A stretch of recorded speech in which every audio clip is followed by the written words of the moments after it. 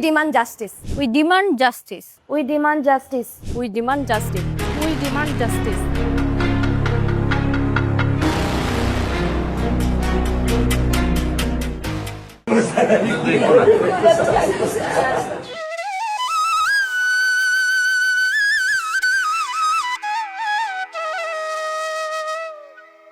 বাবার বুক ফাটা কান্না আর সহপাঠীদের আত্মনাদে থমকে গেছে পুরো বাংলাদেশ।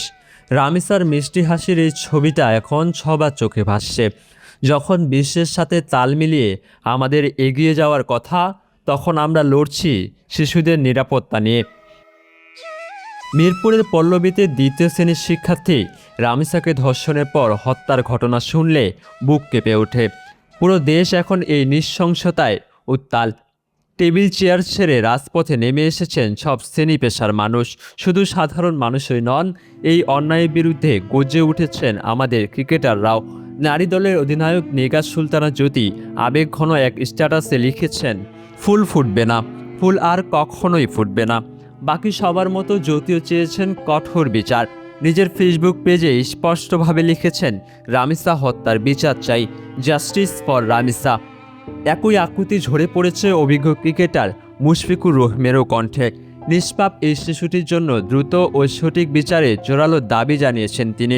মুশফিক লিখেছেন, কোনো পরিবার যেন আর কখনোই এমন অসহনীয় কষ্ট আর ট্র্যাজেডির মুখোমুখি না হয়। কন্যা সন্তানের বাবা হিসেবে লিটন কুমার দাসও এই নির্মমতা মেনে নিতে পারছেন না। সামাজিক যোগাযোগ মাধ্যমে তিনি লিখেছেন, আমাদের সন্তানদের জন্য এমন একটি নিরাপদ পৃথিবী প্রয়োজন, যেখানে তারা কোনো ভয় ছাড়াই বড় হতে পারবে। এদিকে বিসিবির ভেরিফাইড পেজে ভিডিও বার্তা দিয়েছেন টেস্ট অধিনায়ক নাজমুল হোসেন শান্ত। সাফ জানিয়ে দিয়েছেন, শিশুদের নিরাপত্তার প্রশ্নে কোনো আপোষ করা চলবে না। We demand justice. এদিকে রামিসার পরিবারের প্রতি গভীর সমবেদনা জানিয়েছেন পেসার শরীফুল ইসলামও। ছোট্ট রামিসার পরিবারের প্রতি আমাদের গভীর সমবেদনা। বিসিবির আরেক ভিডিও বার্তায় শিশুদের নিরাপদ ভবিষ্যতের জন্য জোর দাবি জানিয়েছেন নারী ক্রিকেটাররাও। We demand justice. We demand justice. আজ টেকনাফ থেকে তেঁতুলিয়া পুরো দেশ একই সেতুই বাঁধা। সবার মুখে একটাই স্লোগান, শিশুদের নিরাপত্তায় no compromise, we want justice. এখন কোটি মানুষের প্রশ্ন, সরকার কি পারবে দ্রুততম সময়ে এই খুনিদের বিচার নিশ্চিত করতে? যদি পারে, তবেই তা শিশুদের নিরাপত্তায় তৈরি হবে এক উজ্জ্বল দৃষ্টান্ত। আর যদি না হয়, তবে হেরে যাবে পুরো মানবতা, পুরো বাংলাদেশ। মাহমুদ বিন মারুফ, স্পোর্টস ডেস্ক, ডেইলি সকালবেলা।